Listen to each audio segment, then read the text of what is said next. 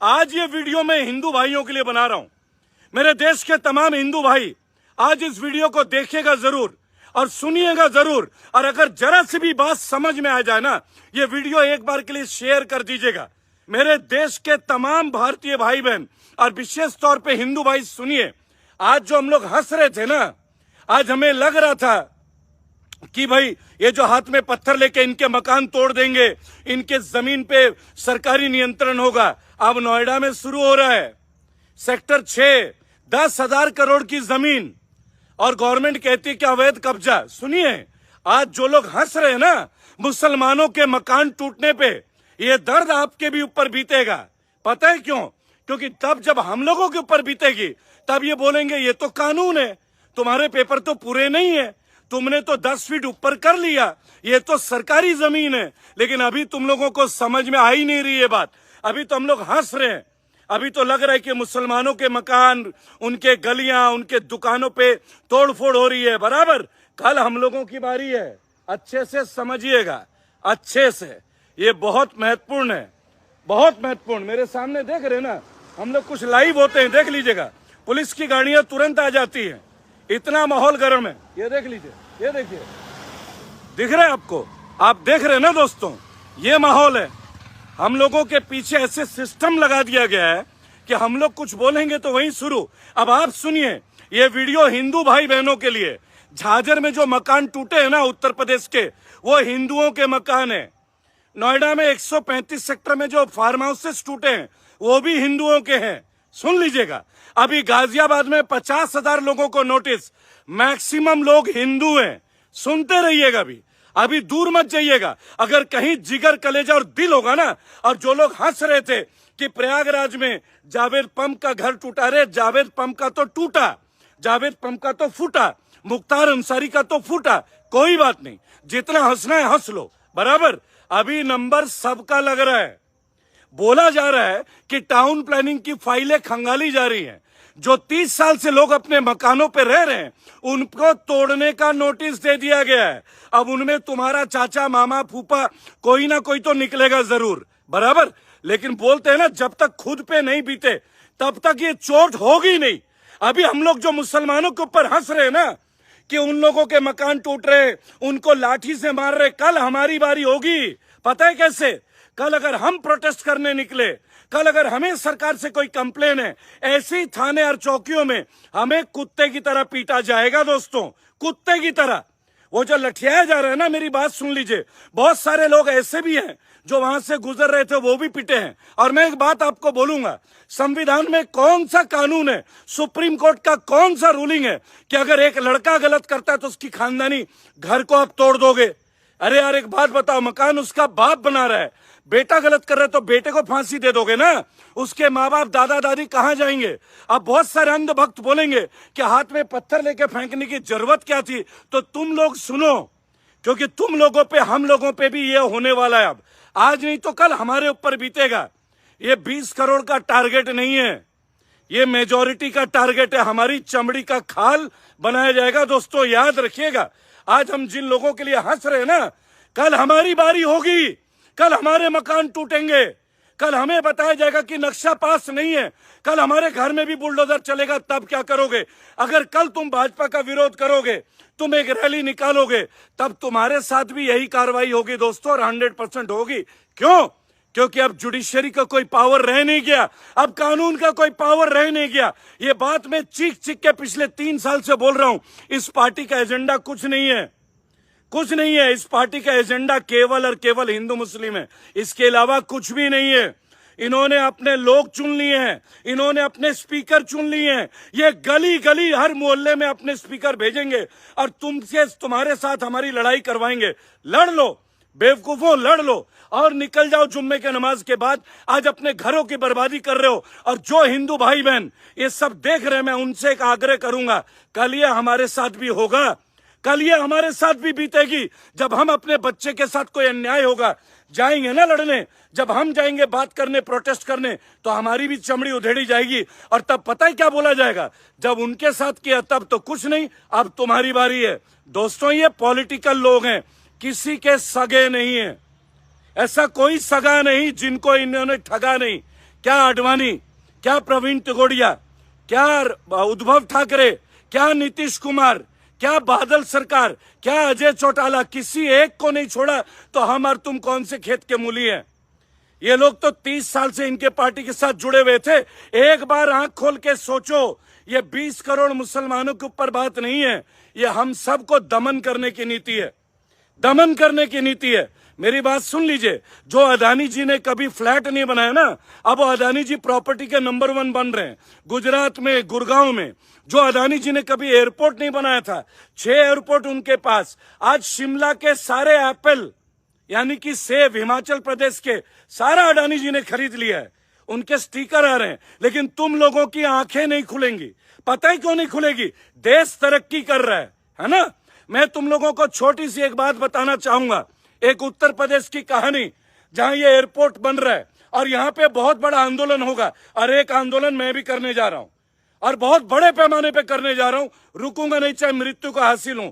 दोस्तों मेरी बात सुनना, किसानों को 1800 से 2200 रुपए मीटर, बस 2200 रुपए मीटर, और मार्केट का रेट 35,000 रुपए मीटर। कहां 2200 रुपए मीटर, कहां 3500 रुपए मीटर? ये मुसलमानों की जमीन नहीं है, ये जाट, गुजरों, ठाकुर और पंडितों की जमीन है। गौतम बुद्ध नगर, ग्रेटर नोएडा, जेवर एयरपोर्ट, बराबर। और एक झूठी खबर दे दी गई कि किसान तैयार हैं, एक भी किसान तैयार नहीं है। कल से किसान की सारी बातें आपको दिखेगी। पिछले एक हफ्ते से हम लोग लगातार काम कर रहे हैं। बस एक बात आपको बोलने जा रहा हूं, ये पहली सरकार है उत्तर प्रदेश में जो उपजाऊ जमीन को, जहां पे फसल अच्छी उगती है, गौतम बुद्ध नगर का क्षेत्र बेहतरीन फसल के लिए, वहां ये सिटीज ला रहे हैं, जबकि एनईसीजेड ला रहे हैं, एनईपीजेड ला रहे हैं, एससीजेड ला रहे हैं। अरे ये जमीन वहां पे ले जाओ ना जहां पानी की कमी है, जैसे बुंदेलखंड, तब समझ में आएगी। अरे जहां पे अन्न उगाया जाता है उस जमीन को तुम लोग शहर बसा रहे हो, तो अन्न कहां से उगेगा? माननीय योगी आदित्यनाथ जी, देश की, उत्तर प्रदेश की जनता को संबोधित कीजिए ना कि जेवर क्षेत्र में यमुना है, बराबर, यहां फसल उगती है 4 बार साल में। यहां के जमीन का अधिग्रहण क्यों किया जा रहा है? मुझे एक बात बताइए, आप कहीं और भी तो कर सकते हैं। फिल्म सिटी बुंदेलखंड में बनाइए ना, यहां बनाने की क्या जरूरत है? अरे जब देश में अनाज ही नहीं होगा तो खाओगे क्या? तब अडानी जी यही गेहूं 200 रुपए किलो का आटा बेचेंगे और आप लोग खरीदेंगे और हम लोग खरीदेंगे, और हमारी आने वाली नस्लें हमसे कहेंगी कि हमारे बाप दादा गलत थे और तुम लोग गलत हो, तुम लोग गलत हो। क्योंकि अन्याय को सहन करना उतना ही गलत है जितना अन्याय करना गलत है। लेकिन अभी ये बातें समझ में नहीं आएगी। अभी क्या है ना, अभी मूल्य टिका दिए गए हैं, समझ रहे हो ना? यही बात तो ये लोग बोल रहे हैं, हमने मूल्य टिका दिए। कोई मुसलमान को आप टिका नहीं सकते, बराबर। असली खाल तो 85 करोड़ हिंदुओं के लिए जाएगी, अलग अलग टैक्स के नाम से, जमीन अधिग्रहण के नाम से, मकानों को तोड़ने के नाम से, नक्शे के नाम से, टैक्सों के नाम से। लेकिन तुम लोग नहीं समझोगे, तुम लोग नहीं मानोगे, तुम्हारी अंधभक्ति नहीं जाएगी, बराबर। एक बात बताओ, औरंगजेब का इतिहास छान रहे हो, अरे वो कब का कब्र में जा चुका, बराबर। उसके लिए टाइम पास क्यों कर रहे हैं हम लोग? अपने बच्चों के लिए टाइम पास क्यों नहीं कर रहे हैं? एक बार भी योगी आदित्यनाथ जी ने प्राइवेट स्कूलों का फीस घटाने का काम किया है? नहीं। किसानों को सही जमीन का मुआवजा दिया है? नहीं। Delhi metro, Mumbai industrial corridor, DMIC के संकेत भाटी की टीम पिछले 8 महीने से बैठी है, सुनील फौजी की टीम। क्या इंसाफ मिल रहा है? भट्टा पार्सल के किसान 2010 से परेशान है।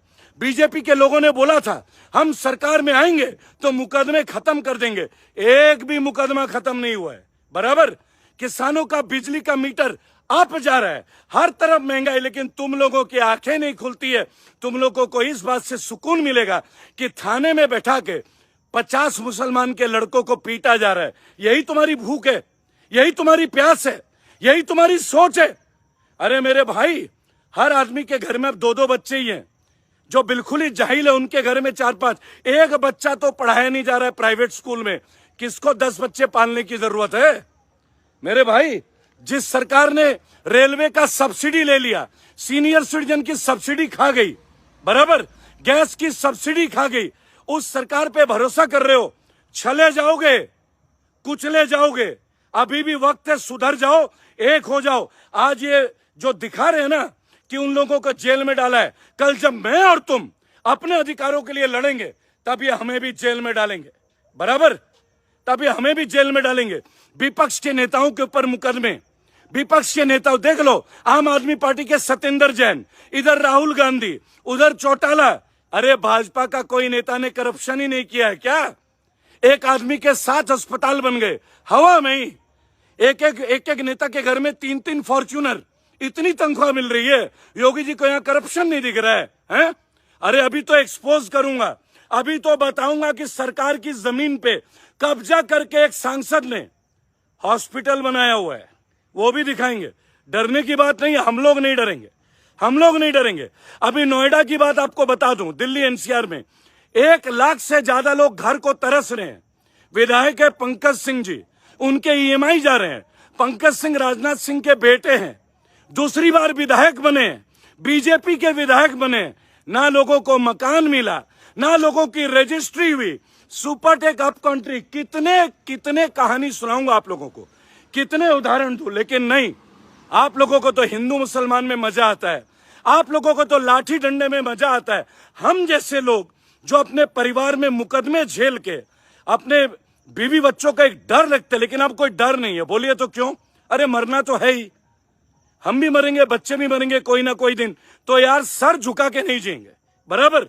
गुलामी नहीं करेंगे, पहली बात, लेकिन कानून के दायरे में करेंगे। मैंने कितनी बार बोला, तुम्हें भड़काया जा रहा है, मत भड़को। ये लोग यही तो चाह रहे हैं कि तुम आगे बढ़ो, तुम पे मुकदमा दर्ज करें, ये टारगेट करके कर रहे। पर तुम लोगों के जो 2-4 मौलाना है ना, जो टीवी में जाके डिबेट करते हैं, अपनी बेइज्जती करते हैं, धर्म को नंगा करते हैं, ऐसे मौलानों को पीटो पहले अच्छे से, इनको धो डालो, ताकि मुसलमानों के यूथ भी बिगड़े ना। मेरे भाई 2024 हमारा टारगेट है, लक्ष्य है। और एक बात सुन लीजिएगा बहुत अच्छे से, जो लोग सोचते हैं, संविधान के दायरे में काम कीजिए, लड़िए, एकजुट होकर लड़िए, हक के लिए लड़िए, एक दूसरे के लिए समर्पण के लिए लड़िए। अगर आपका पड़ोसी हिंदू हो चाहे मुसलमान हो, क्षत्रिय हो, ब्राह्मण हो, चाहे दलित हो, चाहे जाट हो, कोई भी हो, अगर उसके साथ अत्याचार हो रहे, खड़े होइए। ये सरकार आज उनको उधेड़ रही है, कल ये हमें उधेड़ेगी, कल ये हमारी खाल लेगी। जाग जाओ, अभी भी टाइम है, अभी भी टाइम है बचाने की और बचने की। जय हिंद, जय भारत।